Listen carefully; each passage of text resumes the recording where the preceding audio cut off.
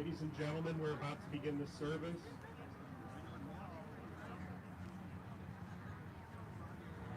The grandchildren are going to act as pallbearers.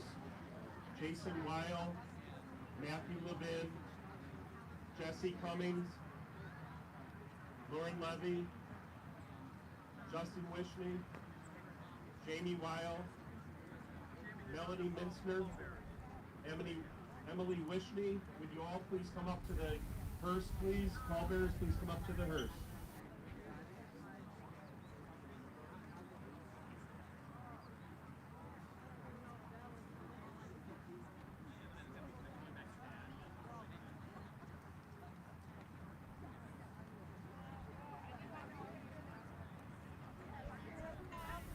Pallbearers, please come up to the hearse.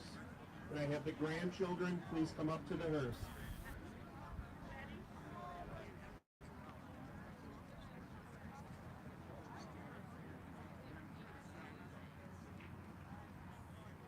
Jason Weil, Matthew Levin, Jesse Cummings, Lauren Levy, Justin Wishne, Jamie Weil, Melanie Mitzner, Emily Wishne, please come up to the hearse.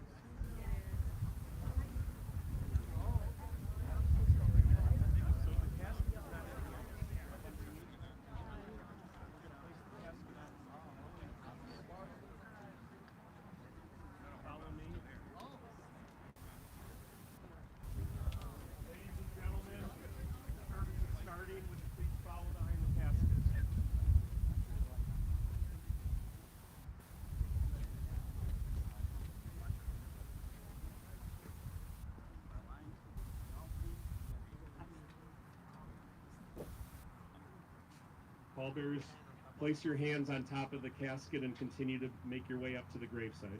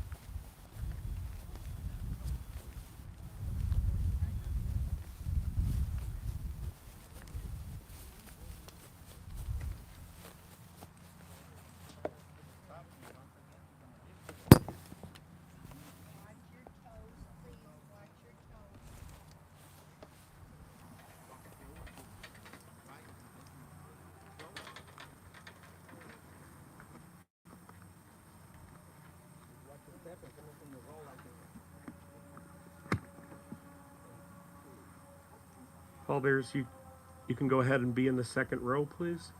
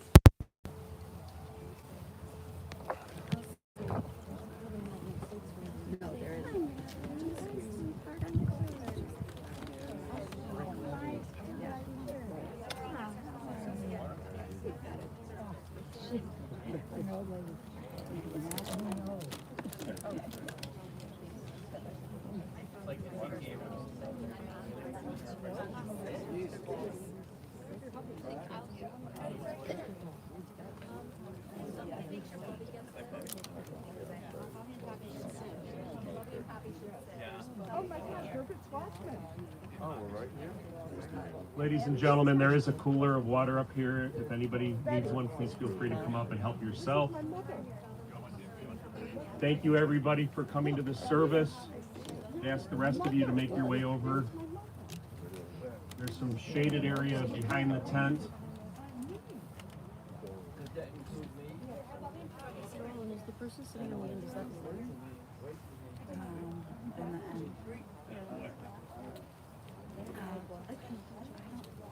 Please don't stand in front of the camera.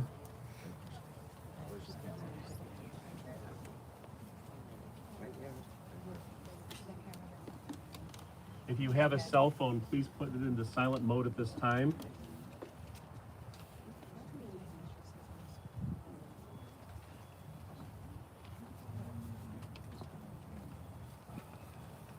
And if you haven't signed the register book, it'll be brought over here. You'll have an opportunity to do it later.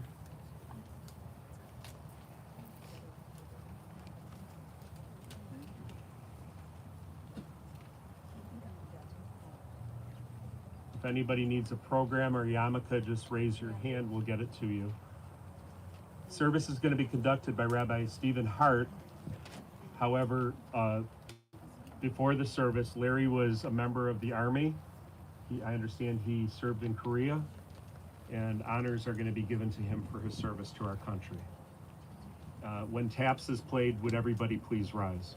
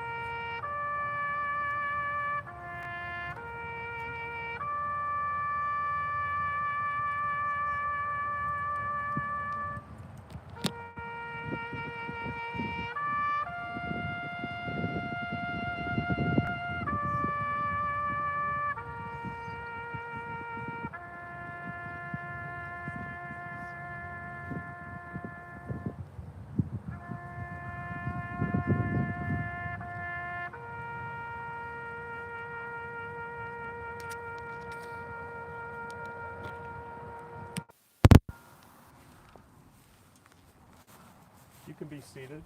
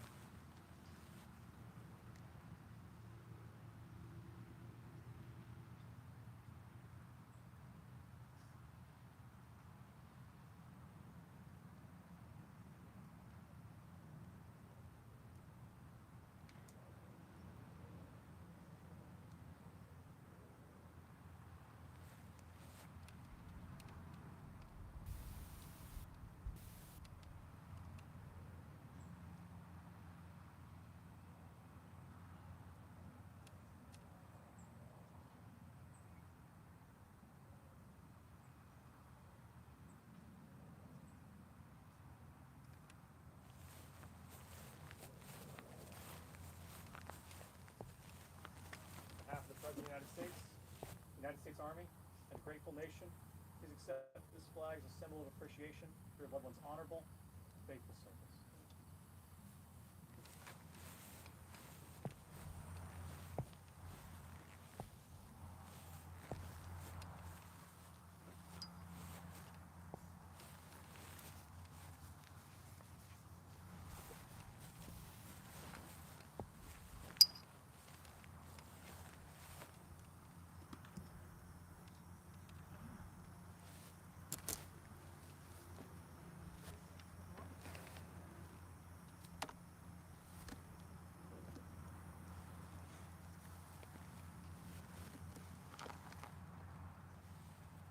My very dear friends and of Larry's entire family, I wish to thank you for your presence here this morning and to know that we are all here together to perform what we call in Jewish tradition a mitzvah. It is a sacred obligation that we have in our lives to be present with the mourners, to be present with them, to support them, to care for them, to stand by their side.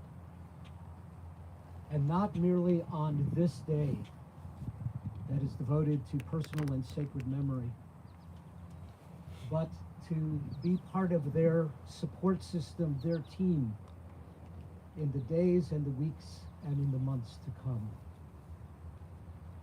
And so Jewish tradition teaches us in this time of memory that we wear attached to our clothing an outward sign of our symbol of mourning and of loss. It had been the history for so many years actually to take a piece of our own clothing and to make a tear in that fabric. And so too in our time do we turn to the ribbon that the mourners are wearing, and in just a brief moment to make a tear in that fabric, in recognition that this moment is a tear in the fabric of life, and a tear in the fabric of their hearts. So it is our fondest hope and prayer that through deeds of goodness, of compassion, of loving kindness and of care, that a full fabric of life will be rewoven for each and every one of you. As I'm now just going to turn to the immediate mourners of the family and to lead them in the traditional blessing of this with hope and the prayer once again that this is a day that will bring to them shalom, to bring to them comfort and peace.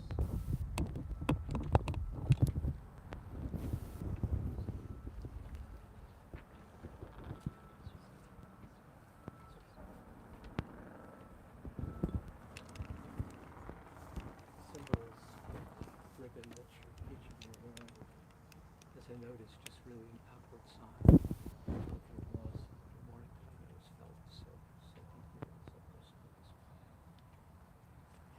And so I invite you now, if you please join me in this blessing.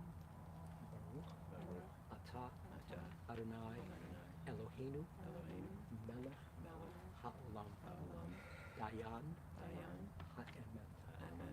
Blessed are you, O Lord our God, the Judge of truth. Amen. Give it all of you. Oops.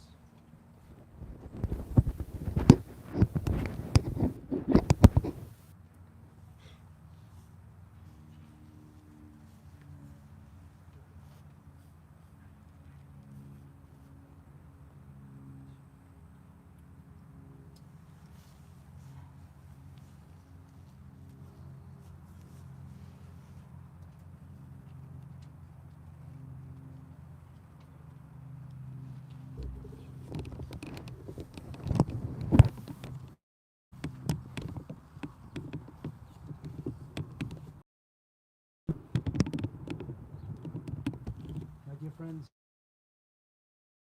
I am deeply honored and blessed, so deeply saddened joined the Wishne and the Weil and the Levy families this morning for a moment that is devoted to very personal and to sacred memory in their lives.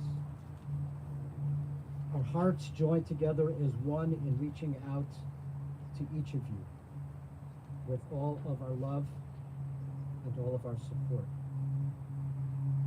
Amidst the deep sense of loss that I know is present here amongst all of us, we also pause in so many ways to celebrate a wonderful life that touched each and every one of you so very deeply, and to acknowledge the journey that was filled with dedication, with commitment, and with love to each and every member of Larry's dear family. And so it is in that spirit that I thought it appropriate to begin our service with the following meditation by Rabbi Alvin Fein. And Rabbi Fein, who speaks of the journey of life, as we pause during these moments to reflect upon the bonds of care and concern and of love that unite all of us in this moment.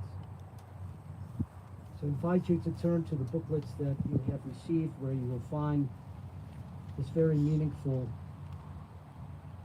expression of care by Rabbi Fein. Birth is a beginning and death a destination. But life is a journey, a going and a growing from stage to stage. From childhood to maturity and youth to age. From innocence to awareness and ignorance to knowing. From foolishness to discretion and then perhaps to wisdom. From weakness to strength, or strength to weakness, and often back again. From health to sickness, and back we pray to health again. From offense to forgiveness, from loneliness to love. From joy to gratitude, from pain to compassion. And grief to understanding, from fear to faith. From defeat to defeat to defeat, until looking backward or ahead, we see that our victory lies not at some high place along the way, but having made the journey, stage by stage, a sacred pilgrimage. Birth is a beginning and death a destination. But life is a journey, a sacred pilgrimage made stage by stage, from birth to death, to life everlasting. Dear friends, there is a very, very long-standing Jewish custom and teaching that speaks of reciting 100 blessings each and every day. I'd love for us to pause for just a brief moment to reflect upon the meaning of that teaching. What does it mean to recite 100 blessings each and every day?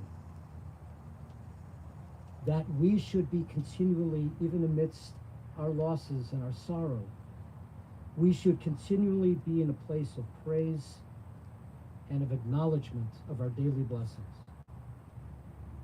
Of those 100 blessings, the tradition goes on to say that the most important one of all, a timeless blessing, is that of gratitude.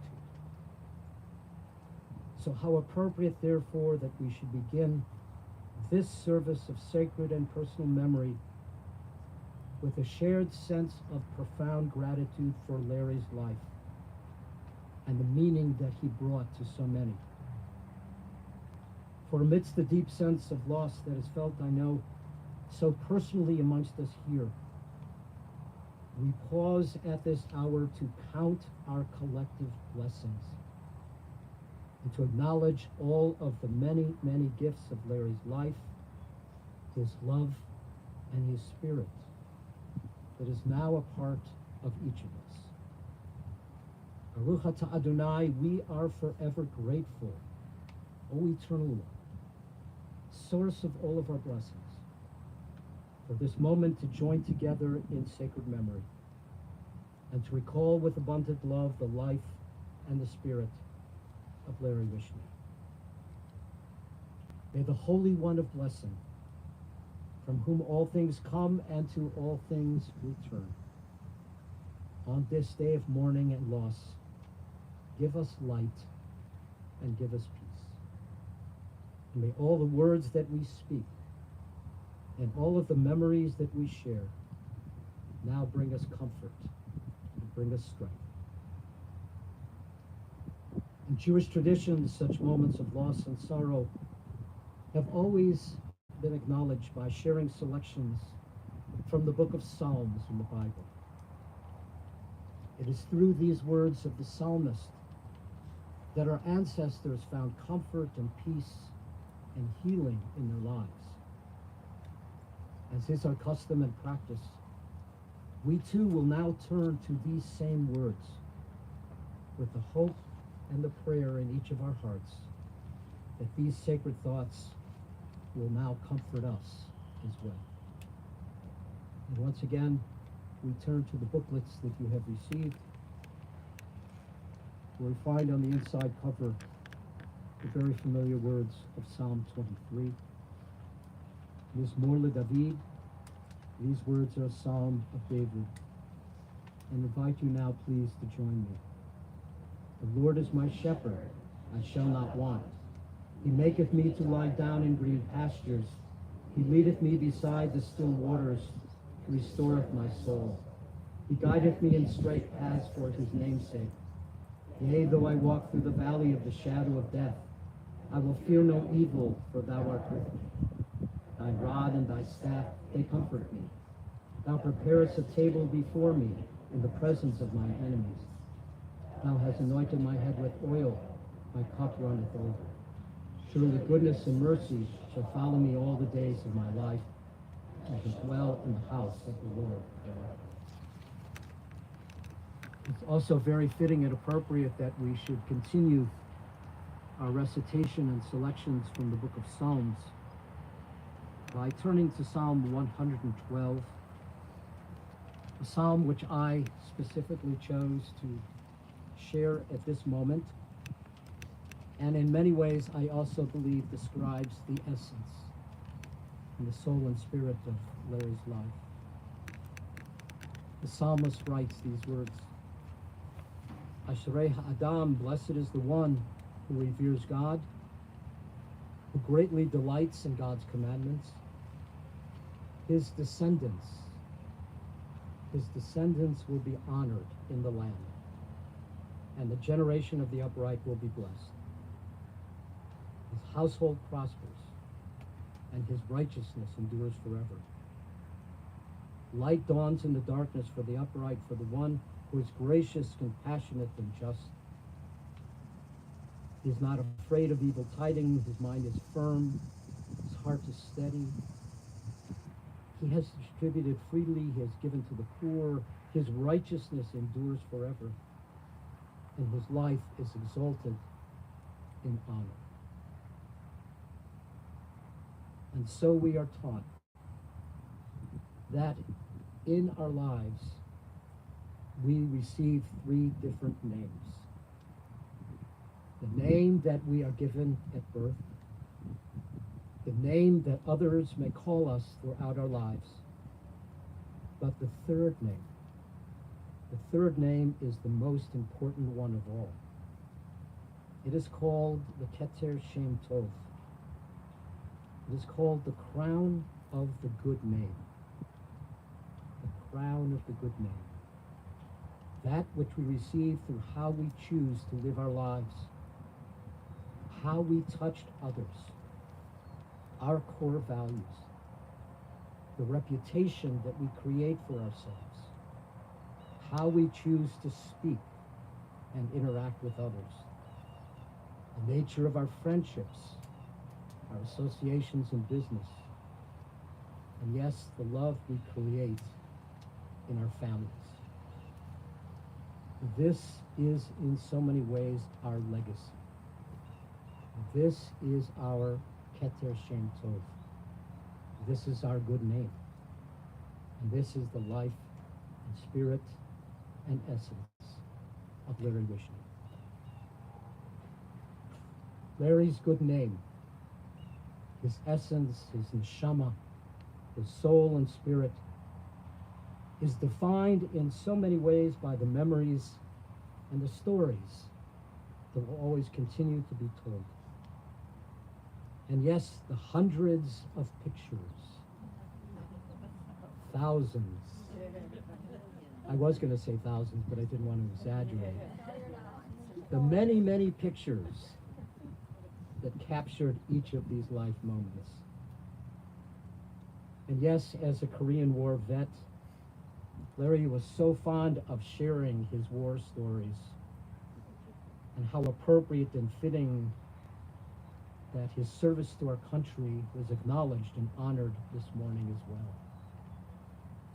Participating in the honors flights was certainly one of the great memories of Larry's life. And so appropriate, the donations in his honor are also being made to Honor Flight Chicago. And yes, as many are aware, Larry was filled with so many passions in his life, but he was particularly passionate about his bowling. And yes, he loved the competition of being on the alley. An electrical engineer by trade, he was in so many ways the handyman. And if he couldn't handle the matter personally, he was always there for advice and for counsel. From the joy of the barbecue and a good pizza, Larry was also the joy of the party. He loved all of the holiday gatherings, and yes, there was always his poker buddies as well. Amidst the many health challenges of this past year, his final day in life was filled with awareness, and yes, with love. But of all of Larry's many loves, all of his many passions, which so many of you are so well aware, one word truly defined his essence: family. He truly lived for his family, and especially his grandchildren and his great-grandchildren. So how telling it is that it speaks volumes. It truly speaks volumes that all 8 of his grandchildren are present here this morning to acknowledge, to celebrate, and to honor their grandfather. Jason and Matthew and Jesse and Lauren and Justin, Jamie, Melanie, Emily. We thank each and every one of you. And thank you for bringing your love to this moment. And the great-grandchildren, which were in so many ways the light of his life. Of Noah and Aaron and Alex and Shiley and Jolie and Ethan and Sophia and Joe. Each and every one of you were the light that brought so much meaning and purpose into Larry's life. And so, friends, we are taught that words that are spoken from here are spoken from the heart. They also enter our hearts. So I'd now like to invite Debbie, Mark, Wendy, if you please come forward, and to be able to share these thoughts and memories of yes stories with us.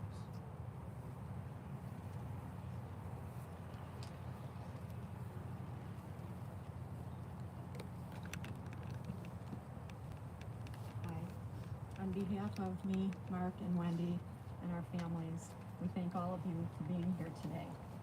Because this last year was so difficult for all of us, we were pleasantly surprised how many good, cherished memories came flooding back to us in this past week. I thought I was prepared for this day, and they say you really never are, and they're right. I realize a lot of people don't get a lifetime of memories with their dad. We were blessed. My dad was 90, but his mind was sharp as a tack. He was extremely computer literate and tech savvy.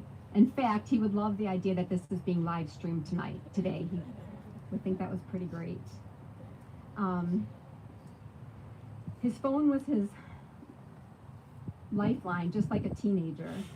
He texted us hourly, or close to it, either GIFs or GIFs, whatever, however you say it, funny emojis, pictures of his food every night, and always his funny bitmoji saying good night and good morning.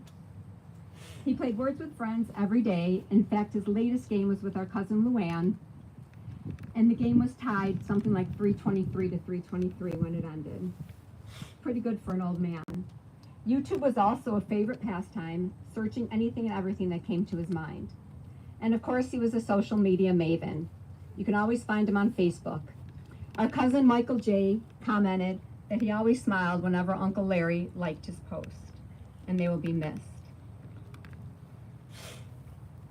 Our dad grew up surrounded by family, as many of his relatives lived in the same two-flat. Our great-grandmother, grandma and grandpa, great-aunt and uncle, my dad's twin sister, his brother, and cousins all lived in the same building, 2 apartments. We got to experience old world living when we gathered with our cousins on the weekends. Often the building took on the smells of my grandma's Jewish cooking, and I can still picture all of us around the dining room table on Sundays. My dad and my Aunt Shirley were twins. He was 1 minute older. He helped her out in more ways than anyone could imagine. She never learned to drive, so he tirelessly took her wherever she needed to go. She was so lucky to have him in her life. With his brother, our Uncle Sam, they shared their love for the Cubs. Our dad's generation, they all lived in the same apartments, played poker, while our cousins amused ourselves by playing made-up games like hide the key and slide the coasters. Whenever they did not want the kids to know what they were talking about, they would start saying the kinder, and then they would break out and speak Yiddish. Eventually we caught on. With our cousin Michael, we spent the night bartending for them for tips, and sometimes we'd make like $1 in change. He was always an avid bowler, so as soon as we were old enough to hold a 6-pound ball, the whole family would go bowling at All-Star Lanes. There were no bumpers in those days, so it wasn't surprising if we bowled a 0. We would come home and, what did you bowl? A 0. So we were so happy if we got like an 8. So very often he took us to Rainbow Lanes on Diversey, where there was red pin bowling on Sunday afternoons. If you don't know what red pin bowling is, there would be one pin that was red, and if that pin ended up in the front in the number 1 position, you would go run up to the desk and tell them, I have a red pin. And then they would watch you bowl, and if you got a strike, you got a free game. So we loved going to red pin bowling. It's a big deal. So bowling, let me continue. We joined a bowling league at All-Star Lanes, all 3 of us, all 3 of us kids. And we continued bowling all through adulthood. We all were pretty good, actually. Not as good as our brother, but we were all pretty good. In fact, in 8th grade, my dad and I won the daddy-daughter bowling tournament. So I actually still have that plaque somewhere. As adults, Debbie, Mark, and I joined a league with him, a summer league, and made his dream come true. Mark remained bowling in a league with him all the way up until the pandemic. He was almost 88 years old by then. During those years, our dad, witnessed Mark bowl 4 300 games. And let me tell you, our dad was way more nervous than Mark was. He was always cool as a cucumber, this one. So, yes. An example of how important bowling was to him is when a few years ago, he fell while bowling and they had to call 911. The paramedics came, and before they put him on the gurney, he looked at the paramedics and said, "Can I go pick up my spare?" And they let him go. He picked up his spare, and then he said, "Now you can take me." We do not lie. Some other childhood memories were his famous pizza parties, where once a year he made pizzas totally from scratch. and invited the whole neighborhood over. He put a sign in the window that said pizza party, and then that's how the neighbors knew to come on in. We had a grapevine in our backyard, and we picked the grapes, and he'd make jars of jelly and pass them out to all the neighbors. Our parents, back then in those days in Skokie, were also known for throwing wild and crazy Halloween parties, and we won't even tell you what some of those costumes were, but somehow we still remember those. We loved playing, oh, hold this. We loved playing a made-up game with him. It was called Unga Anga. He would crawl around on his hands and knees and go, Unga Anga, Unga Anga, and then he would catch us and throw us onto this round couch where he would tell us the Three Little Pigs story in Yiddish. Seriously, it went something like this. Ein Monet Zeit gewinnt drei Chazerum, ze wer gewinnt Bemi Ziena McClugger. And that's all I really remember of that. But we laughed and laughed and laughed all the way until like recently, every time we remembered that memory. Mark could do it really well, but She does it the best. He was always a very involved parent when we attended College Hill. While our mom was PTA president, he was the treasurer. Although it wasn't in his job description, one summer in the 1960s at our school picnic, he dressed up as Tiny Tim. For you younger people who don't know who Tiny Tim was, Google him, okay? He was wearing my mom's wig, playing the ukulele, blowing kisses as he strolled around, entertaining everyone with his rendition of Tiptoe Through the Tulips. So we are still looking for those photos. We have pictures in our mind. We know they exist, so we'll be sure to post them on Facebook if we ever find them. oh boy. Our dad was outdoorsy. Camping trips were a huge part of our childhood. Every summer we'd go on a 2-week camping trip that he'd map out during the year. As soon as our campsite was set up and he needed a rest, he'd yell to us, what would he yell, Mark? Get me my medicine, which translates to get me a beer, usually Old Style or PBR. Budweiser. I stand corrected. I loved the breakfast and the dinners over the campfire and the grill. He was quite the outdoor cook. When Debbie and Mark got older, it became just the two of us camping, my dad and me. He gave up schlepping the trailer and got a tent. We went to Colorado, New Hampshire, Vermont, and all points in between. And one summer, probably the last summer we camped together before I started spending the whole summer at Chi, we went to Maine so I could eat my fill of lobster. Our nights were spent with competitive, cutthroat games of backgammon and spite and malice. Probably never should have taught him how to play, but if any of you wonder how I got so competitive, now you know. Besides camping, our summer activities included cookouts at Harm's Woods, playing running bases, riding bikes, and playing jarts, which prepared us for our later years of playing bags together, which he played until his late 80s. Growing up, we went on many fishing outings. He would wake us up in the middle of the night and get to Powers Lake by dawn. But our best fishing trips were our trips to Canada with my Aunt Shirley Tursky, Uncle Archie, and cousins Karen and Helene. Even after our mom and dad got divorced, he remained family with my mom's side too. He was always present for all special occasions, as family was the most important thing to him. He lived for his kids and later his grandchildren and great-grandchildren. He loved hosting barbecues, Hanukkah parties, and other get-togethers, and did so well into his 80s. Our celebrations and Jewish holidays always included our large blended family. Mom, thank you for always being there when the going got rough, and for always opening your home to Dad and his side of the family so that we could all be together. He loved Julie, Lori, Chris, and Scott and their families as if they were his own. In fact, as kids, Julie often came with Wendy on her weekends to Dad.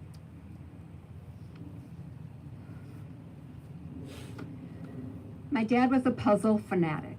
He always had a 1,000-piece puzzle going on his kitchen table. And one of our favorite things to do with him in our adult years was sit down doing a puzzle with him. Sorry. And if I was doing the puzzle with him, there was a vodka in hand. We always tried to be the one last piece. During the quarantine, we would go do puzzles on our own and text nightly photos of our progress. I would be remiss if I didn't mention our game nights. The hardest we ever laughed when we were on the table playing Boulder Dash, Indian poker, or left, right, center. Craig and I would often get together with him to barbecue, drink vodka, play blackjack, rummy cube, or train dominoes, all the way until he was like 88, maybe, you know. He was passionate about his favorite foods: blue malnati's, a good pastrami sandwich with extra mustard, barbecued ribs washed down with a vodka gimlet. And speaking of ribs, our dad was the master griller. No matter what he grilled, it was always a treat. We learned from the best. Well, Mark and Wendy did. They were the grillers. So they took over the grill. But you guys, for those of you who know me, I don't like to cook or barbecue. So they are great. So they took over the grill when he no longer could at age 89. As you heard earlier, our dad was an electrical engineer by trade. He was really handy. So we never had to hire anyone. He would say, pay for someone when I can do it. So he painted, he wallpapered, he drywalled, he installed garbage disposals, fixed plenty of garbage disposals, hung ceiling fans, did any electrical work or plumbing that needed to be done. He even built the kids' swing sets that were in Debbie's backyard. When it was getting too hard for him to do some of these things, he directed Mark and told Mark what to do. How many of you here were those that he had done handiwork for you at some time? Okay. A lot. So when Jason was born, followed by Jesse less than 2 years later, he was the most hands-on grandpa I knew. David traveled a lot for work, so my dad would come over almost every night when David was out of town to help me with the kids. He helped with mealtime, bath time, and he didn't even mind changing dirty diapers. Not many grandpas would do that.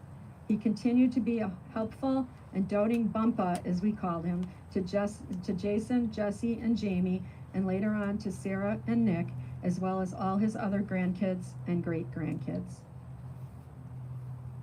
To help explain how important Grandpa Bumpa was to all the grandkids, they all really wanted to be here today, and it was not easy. Jamie and Jesse came in from California after being out of town at the time. Melanie came in from Miami, even though she was just here 10 days ago. And Emily, who literally was just dropped off at Colorado State, turned right around and got a flight back today. They really wanted to be here. Our family had the pleasure of taking him with us on 4 family cruises when our kids were growing up. We oftentimes traveled with our friends and their families and the kids' friends. Everyone loved cruising with Larry. We even had t-shirts made up that said so. Our dinners would last for at least 2 hours, where we would laugh so hard we would cry. Our dad, as you already know now, was a Korean War vet. He was stationed in Nuremberg, Germany from 1952 to 1955. He very often spoke of his Army days as if they were yesterday.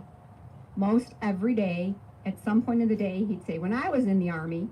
But one story that stood out to us is that he and 6 other Jewish men from his troop would go to Shabbat services that were held in a makeshift synagogue at the Palace of Justice when the Nuremberg trials were held.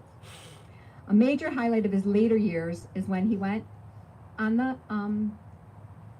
okay, wait a second, okay, I know. Meaningful time of his life and our life is when he went on the honor flight to Washington, D.C. Thank you. He had never been to D.C., and the entire experience was not only one of his best times of his life, it was also so special and meaningful to us. During mail call on the flight home, we were told that he got the most mail, as nearly 100 people wrote him letters. We were all there to surprise him at the Heroes Welcome Back celebration when he returned. We all feel very fortunate that he lived a long life. He was here for so many life cycle events: brisses, baby namings, bar and bat mitzvahs, weddings of his children, and many of his grandchildren. He was blessed with many great neighbors everywhere he lived, from Beth and Mike and Linda in Wheeling to Anna and Mark in Arlington Heights, who always checked up on him and spoiled him with gifts and treats, and his neighbor Ella, who took great care of him. Thank you to the wonderful staff at Aspira, especially Stephanie, for getting him up and out of his chair and saying, Larry, you're coming with me. We're going to bingo. We're going somewhere. She didn't say that nice. So, yeah, it's a toned down version. So thank you, Stephanie and Aspira, for looking after him. As some of you know, I don't love flying. As long as there have been cell phones, I've called my dad on every single flight before takeoff. It became a superstition for me because every time I called my dad, I would have a safe flight. So I still can't believe I can oh God, this is sorry. Dad, I still can't believe I can no longer call you, but I know you'll be keeping me safe. Although the last year was filled with more downs than ups, our dad's last day was peaceful. He was surrounded by many family members and had us laughing until the end. We'll miss you, Dad, but your memory lives on in all of us. Aunt Shirley, Uncle Sammy, Mary, Irv, and the rest of your friends and family are there waiting for you to get the party started. As long as I have a memory, your memory and our memories will forever be a blessing. When I was little, you would ask, "How much do you love me?" And my answer is, and always will be, "I love you too much." And my answer was always, I love you up to infinity. Rest in peace, Dad. Besides being the water bottle holder here, I left the speaking up to my sisters because normally when I'm standing between them, I can't get a word in anyway. So thank you all for coming here today.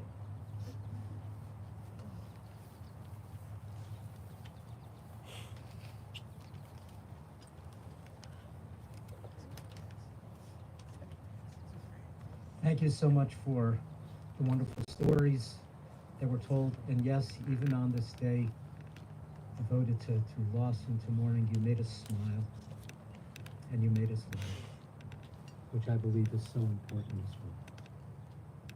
So I'd now like to invite David Weil, my son-in-law, to share his words.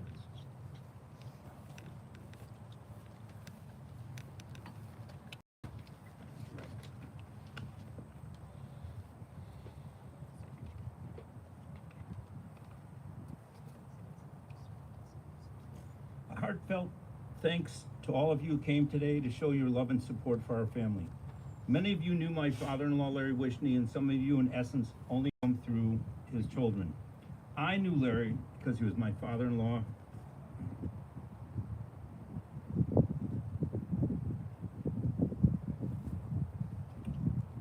Excuse me.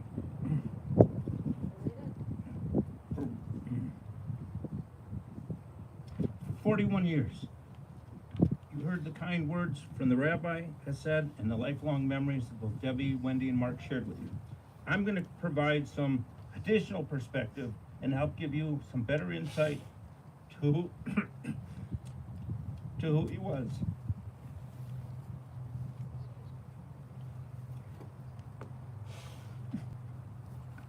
It's difficult to sum up one's life in a few words.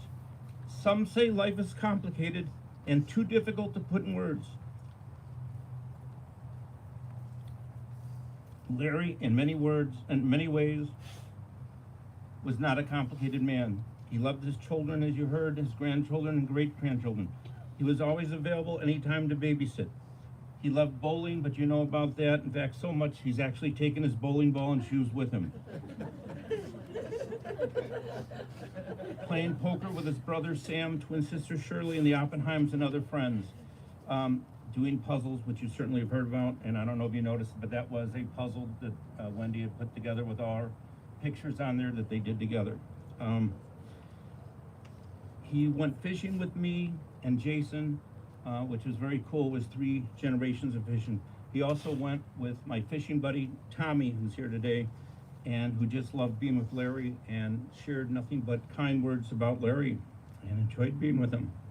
The only thing I wish is that Larry was able to catch more fish when he was with us, because he seemed to be more of an assistant. As you know, he loved watching the Cubs and Bears, watching NCIS, Dancing with the Stars, and other shows, playing video poker and games on an iPad and handheld devices before the iPad was even invented. Playing backgammon online with his sister Shirley, as you heard, eating Lou Malnati's pizza at any time, sunning at the pool or beach, helping out the family whenever he heard there was a garage sale. He was there, and he was always the third wheel when Debbie and I would go to the movies. And most of all, my best memory, which I'll share with you, is when he was cruising with our family. Not necessarily in that order, but pretty close. Lucky for me, I was able to do everything on that list with Larry except watch Dancing with the Stars. I really enjoyed taking him out on family cruises, and he provided much of our entertainment.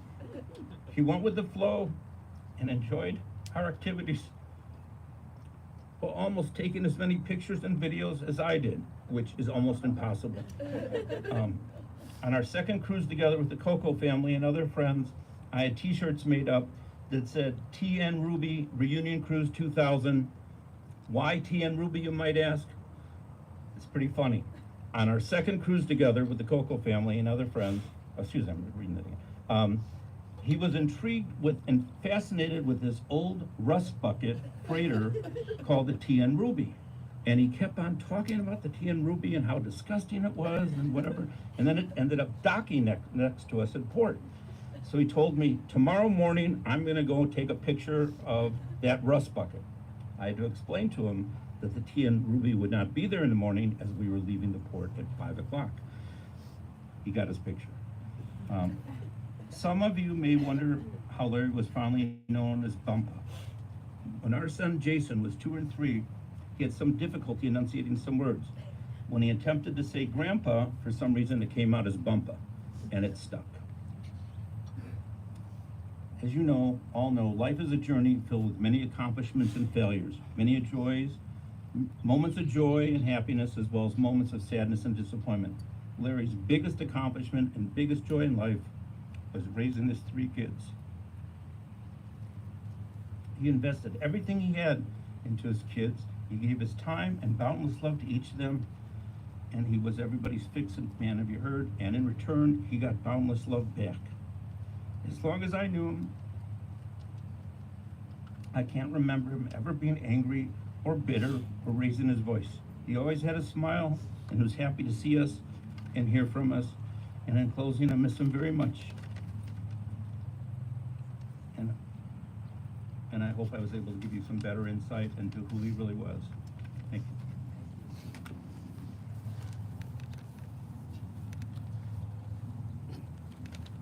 David, thank you very, very much for the words and memories shared and thoughts I know that are very meaningful to all of us here. I'd like to invite JP to please come forward and to share these words, because we've spoken so often this morning of relationship with grandchildren.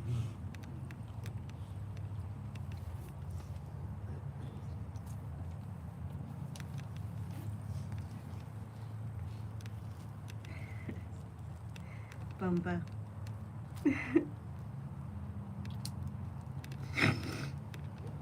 My sweet Bumba.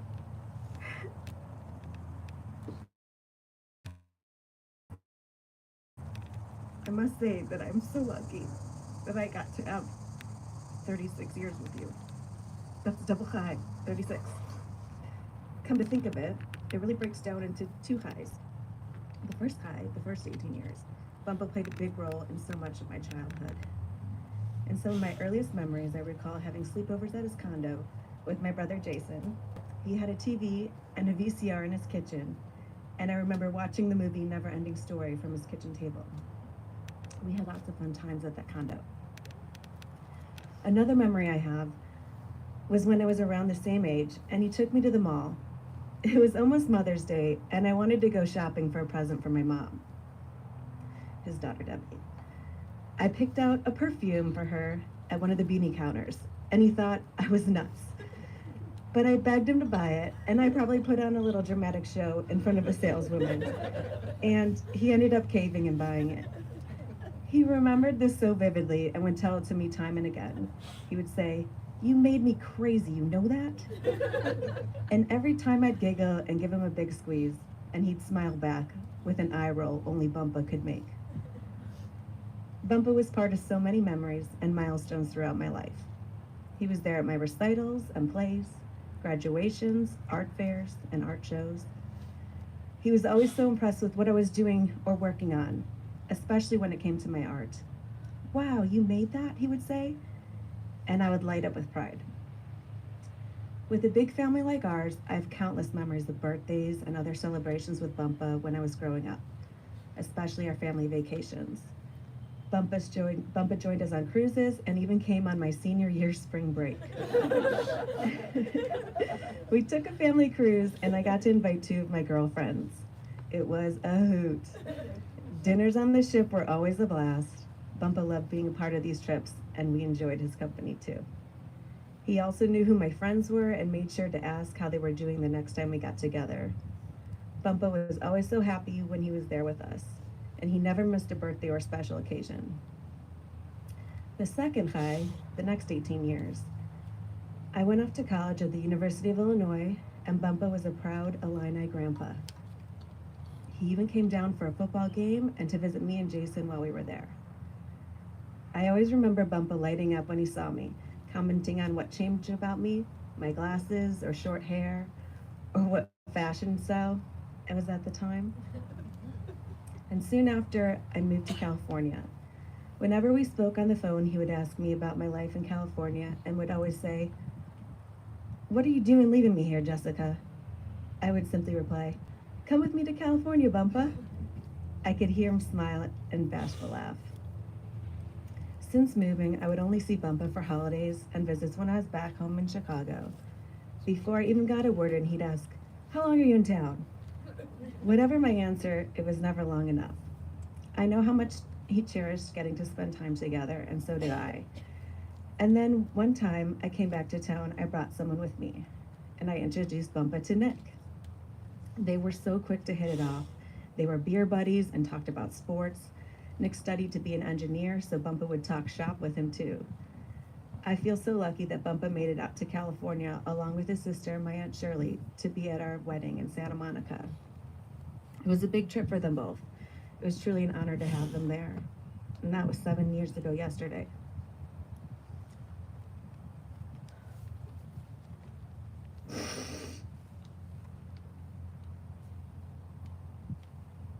The holidays and trips to Chicago now included Nick. And the 2 of them continued to bond. Stories about his time in Germany and the first time he played golf, which was when he was overseas. And now, whenever we spoke on the phone, Bumpa would say, "Where's Nick?" As if it weren't enough to just have me on the phone. He wanted us both. He really loved Nick as a grandchild too. When we bought our house in Redondo Beach, he was so excited for us and wished he could see it. In fact, the first day after we moved into the house, I called Bumpa because I needed his help. Our water heater wasn't working. And we had freezing water. I knew Bumpa would know how to fix it. And even over 2,000 miles away, he identified what was wrong and told me how to repair it. Oh, Bumpa, I could go on and on, I really could. I know how hard the last couple years were in isolation and how it broke his heart that he couldn't meet our son Ethan when he was born in 2020. We had weekly FaceTimes, and he loved seeing every photo of him growing up his first year. And we loved getting to see how long Bumpa's hair got.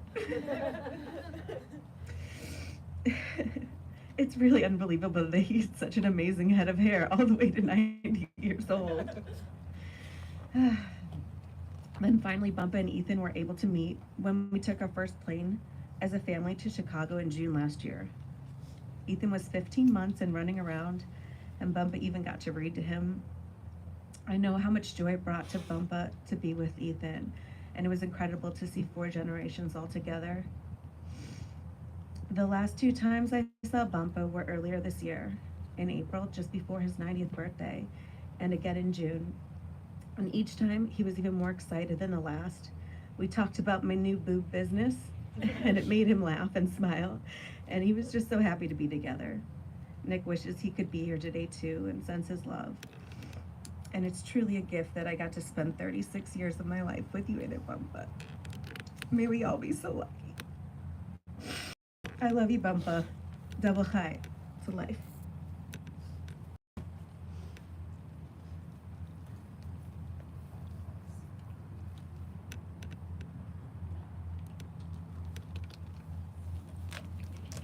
Thank you very much, Jesse. And for these final words from grandchildren, Jamie, Ellen.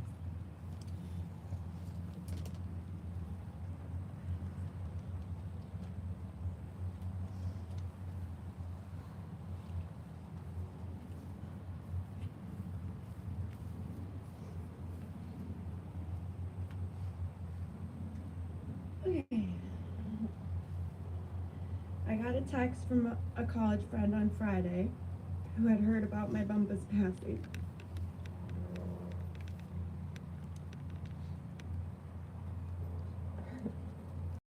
She reminded me of a time the three of us played Scrabble together. I laughed to myself recalling the memory, but could not seem to remember why or how were the three of us hanging out. Like, was I hanging out with him and I was like, oh, I should really call my college friend to come over? Or was I hanging out with her and I said, oh, it'd be really great if Bumba was here? I have no idea.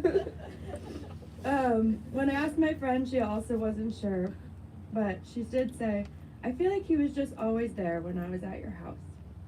The more I thought about it, the more I realized she was absolutely right.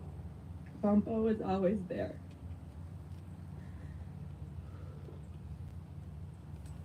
No matter where there was.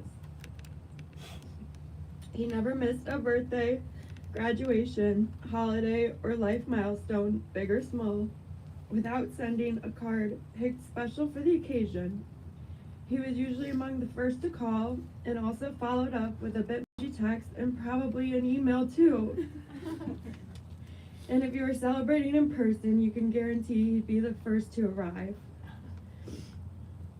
He attended countless sports games and dance recitals. Not really my dance recitals, that's more for the other cousins. Came along on several cruise vacations and often stayed over to babysit or just spend time. I remember playing lots of board games together, many of which I cheated at. He liked to remind me of that. As I got older, we played card games and challenged each other in Words with Friends, playing virtually even while I was away at college. I'm pretty sure some of my friends played with him too. There are many things my Bumpa loved, but there was nothing he loved more than his family. I truly believe that is what kept him going. You could feel the pride in his words when he talked about any of his kids, grandchildren, or great-grandchildren. I can still hear his voice shouting to everyone around him when I'd call, "It's my granddaughter!" Melanie and I were lucky to share many grandpa memories together. Some of our favorites were spent at Max and Irma's. He'd let us order Sprite that came with gummy worms wrapped around the straws, and we'd always save room for their famous ice cream sundae bar. When Max and Irma's closed, we made new memories at Red Robin and Chili's, or we'd spend the afternoon bowling. These dates with his granddaughters, as he'd call them, were always spent laughing and giggling, and even if he couldn't always hear us, we knew there was no place he'd rather be. When you grow up with young grandparents, you're accustomed to think they'll live forever.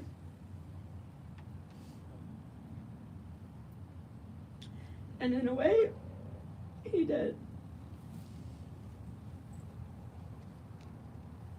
90 years he made it, and how lucky am I to have been there for almost a third of that. Wherever he is, I know he's got a vodka gimlet nearby, and he's reunited with my Aunt Shirley and Uncle Sam. I will always remember and cherish all of the special memories we shared, just the two of us and as a big, crazy, loving family. We used to sign our cards to each other, your fave, but really everyone was his favorite. Bumpa, I love you more than these words can explain, and you will forever be my fave.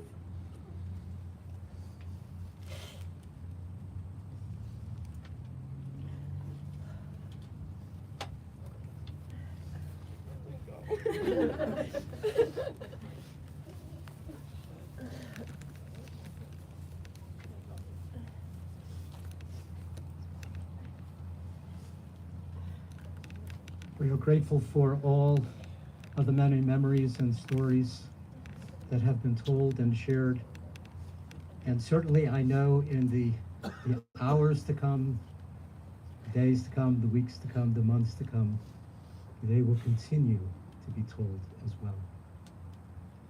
And so our hearts also reach out this afternoon with much love to Larry's dear cousin, to Jeanette, but a very special place in Larry's life and heart, and sadly, with the realities of the pandemic, we're unable to see one another.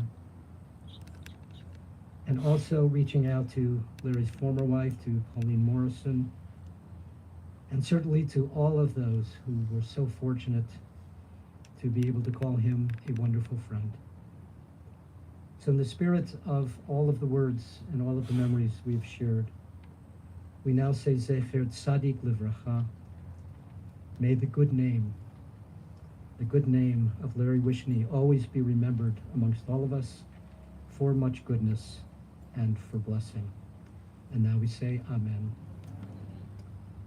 Friends, we are going to be turning to the concluding words of our service that once again you will find in the booklets that you have received. We will begin with the words of the El Malei Rachamim, God of mercy, God of compassion, to be followed by the words of the Mourner's Kaddish. So in honoring these words and also Larry's memory, for those who are comfortable, I'd like to ask you please to rise, to stand.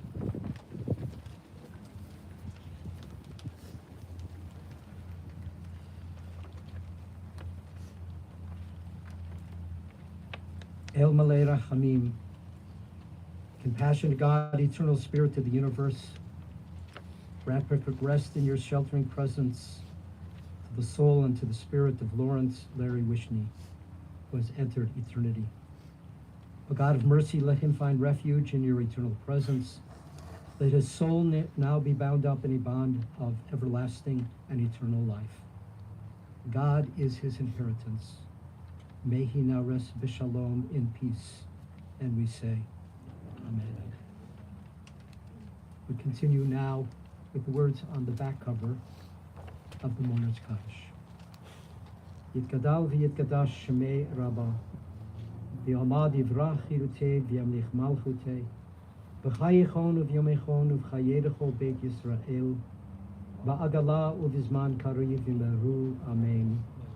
Yehi shemei Rabba mivorach le'olam u'lomei almaya, yitbarach v'yishtabach v'yitpa'ar v'yitramam v'yitnasei, v'yitadar v'yitaleh v'yitalal shmei v'kudisha b'richu, le'elam in kol birchata v'shirata, tushbechata v'nechemata, da'amiran be'elma v'meru, Amen. Yehi shlama Rabba min shemaya v'chayim, Aleinu v'al kol Yisrael v'meru, Amen. Ose shalom b'mromah. Hu ya'aseh shalom. Aleinu v'al kol Yisrael v'meru, Amen. May the one who grants peace and harmony and wholeness and well-being in the high heavens above, may a measure of shalom, of peace and comfort, now be brought to all of those who remember with love. And to all these words we say, Amen.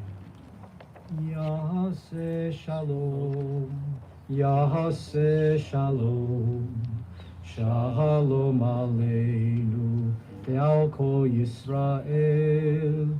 Yaseh shalom, Yaseh shalom, shalom aleinu, ve'al kol Yisrael.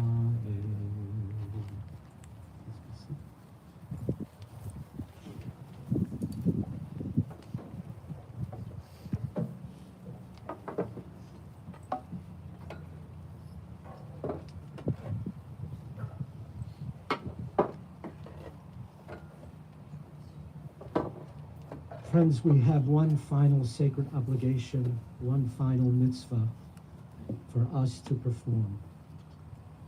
And that is, we are taught that we should not only witness this moment, but we are called upon to participate in it. And we do so by taking 3 shovelfuls of earth and placing it with love upon Larry's grave. This is considered the ultimate act of chesed, of loving kindness. And the number 3 represents an intention, a sacred intention, that we are here for this purpose and this purpose only, to be able to support and care and love all of those who remember and those who mourn. So when the staff here at Shalom finishes their sacred work, we'll invite, beginning with the family, invite you please to come forward, then to be followed by the remainder of the family, the grandchildren, and for anyone else who is comfortable to come forward and to perform this sacred obligation, this mitzvah.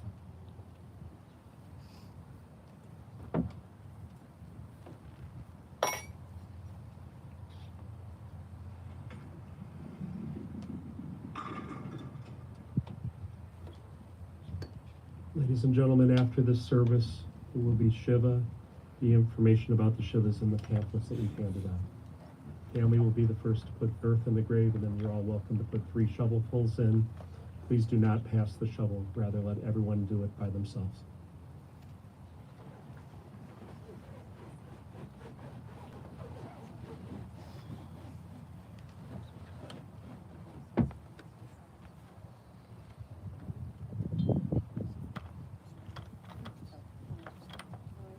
For those that haven't signed the register book is over there under the tree. Please feel free to step over and sign it.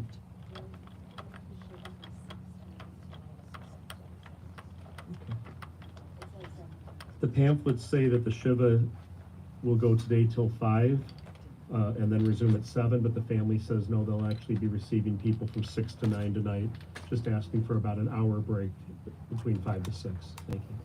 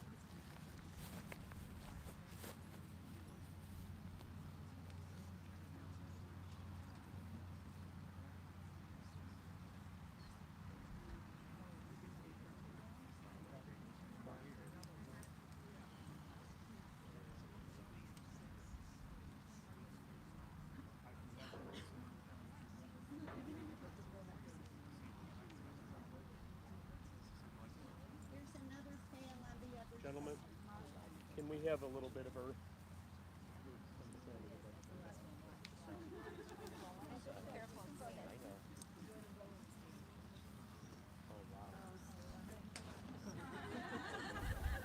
Well, you should have coordinated with me.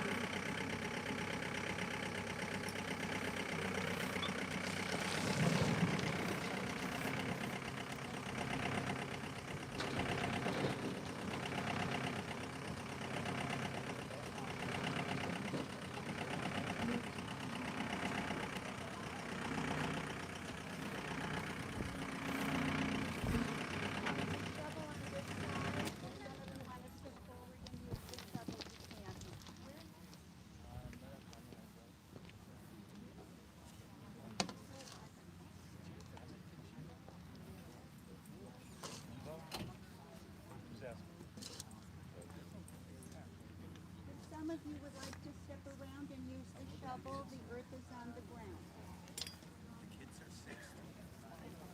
I think that's me.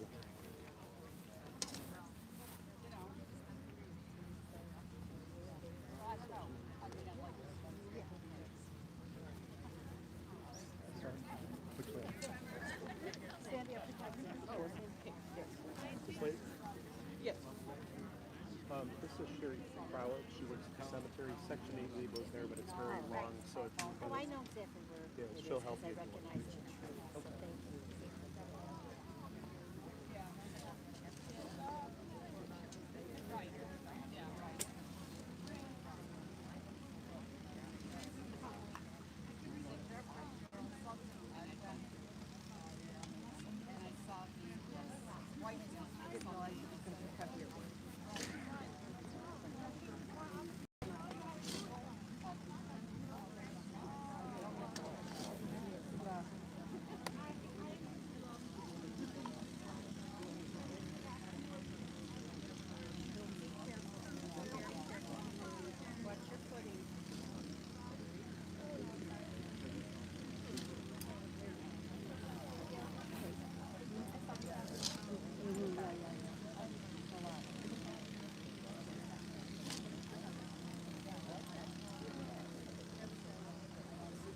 You can go back to your cards if you want. The service is concluded.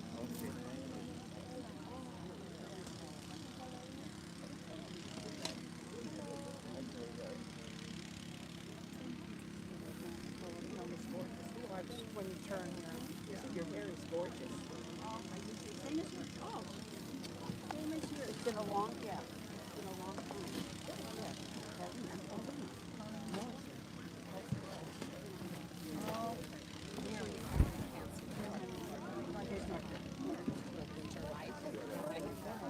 You're the gentleman who brought the collage, correct? No. Or not, I'm sorry. Yeah.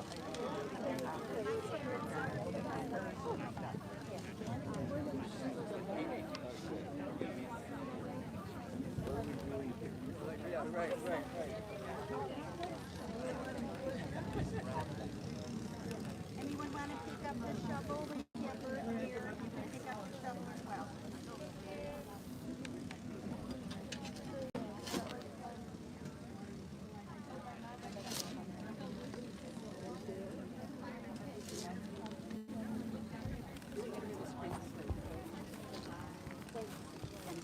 nervous, it's okay. This is the last time you're going to see it before it's off to college. It's off to college.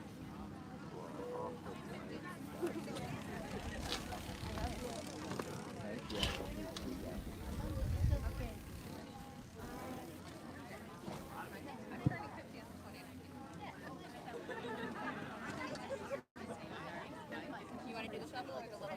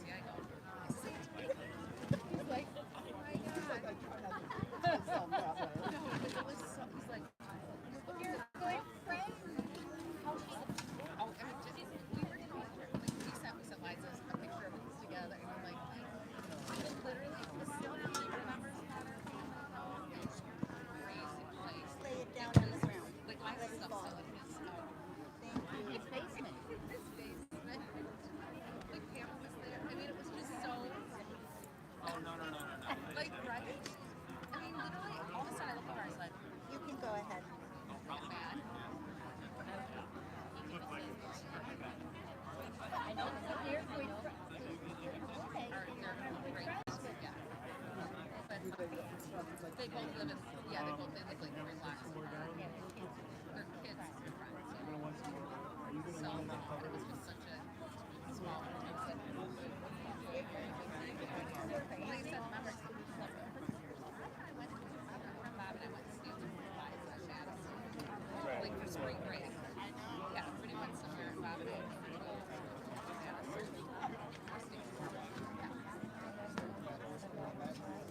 So that was that.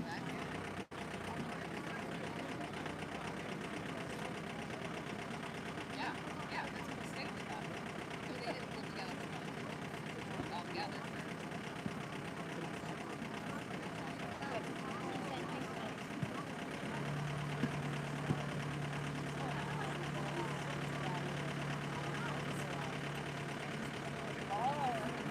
Ladies and gentlemen, the services are now concluded. A lot of people have double parked, so until some of the people leave, everyone will be here.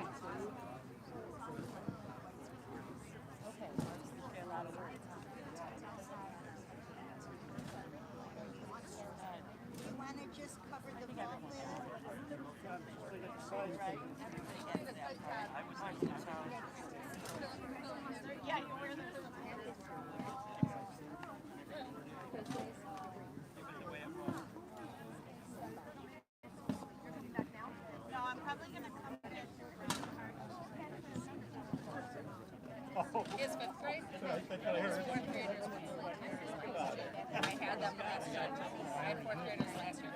Only 10 weeks, literally. It was. I just texted Randy. I text Randy to say if I Sorry, bad luck for you. I'm walking across.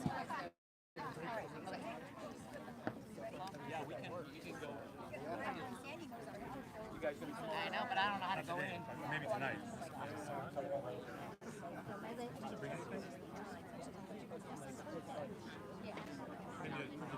I would have went. Oh, okay. Dessert. And it's our kids' birthday. That was what was so dang cool. Let's get the Two's old. A little flighty. I've heard about you forever. Yeah, oh, right. No, it's nothing. Nothing you want to hear. No. Not good if they've heard about it. Nothing to do. Mark doesn't know how to talk bad about it. Thank God.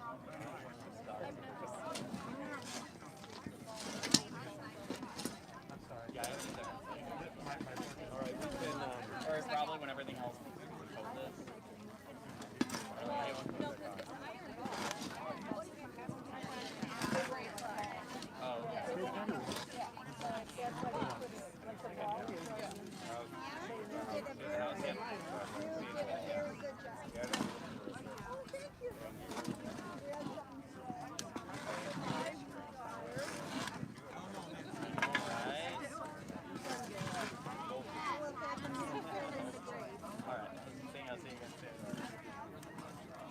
Now we'll have the men fill in the blanks.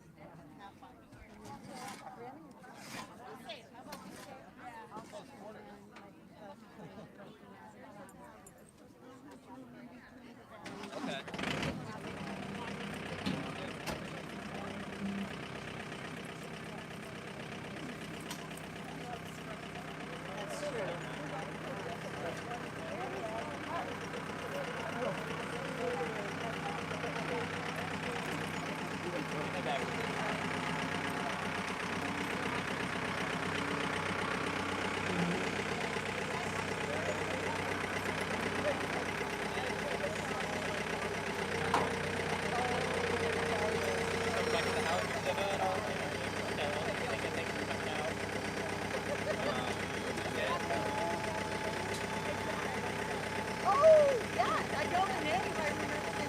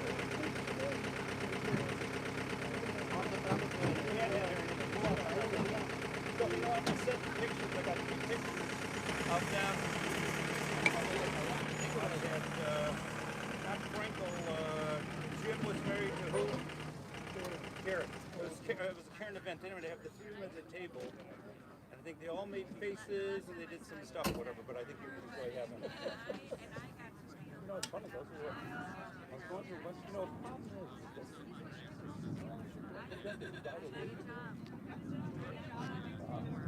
So, digital really became an issue more in 2000. So I don't know, I necessarily have, but I have a shitload of pictures. I do too. I got videos of this. Of the older ones. I found a couple of ones that I picked up for kids. So when they were talking about being on George Street and all that stuff, that was you, right? You were, yeah. I remember your, Jerry. Jerry was so neat at George.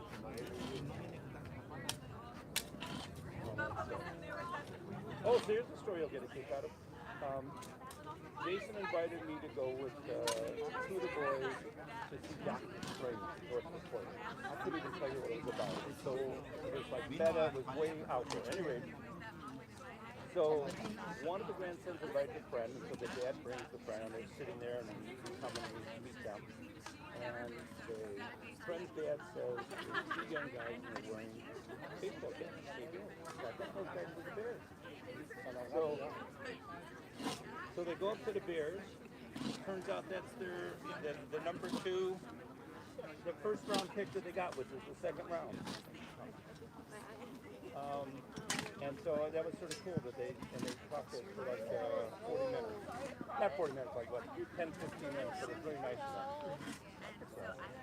That's where I, is where I had to go to Kansas City for a day and bring like half the crap hearing. Oh yeah, I was like, you know what, it's fine. We'll reach out. It doesn't hurt.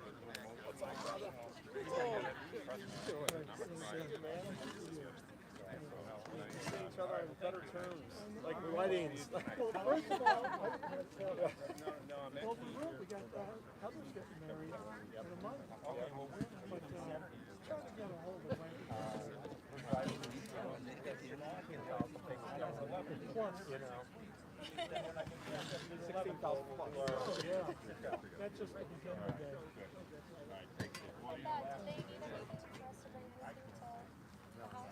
Your text was what? Yeah, that's right. You guys are gonna. That's right. Well, you texted you were gonna be in Florida, not Chicago. I knew what you meant. How's your mom doing this morning? You drove up? Yeah, I know. Oh, I know. It's tough. Well, yeah, Larry had it here, but the rest was not working. When we went to the wedding, we stayed overnight, which made sense. We were drinking, obviously. Not that we drank that much, but I'm gonna miss Larry, man. He was one of a kind, you know that. I mean, it's just feels like such a end of all your wishes for me, you know. It's like spring, but now we're the elders, you know. It's scary, isn't it? It's like all my friends' parents are leaving this, and it's that time in their life, I guess, but it's still sick.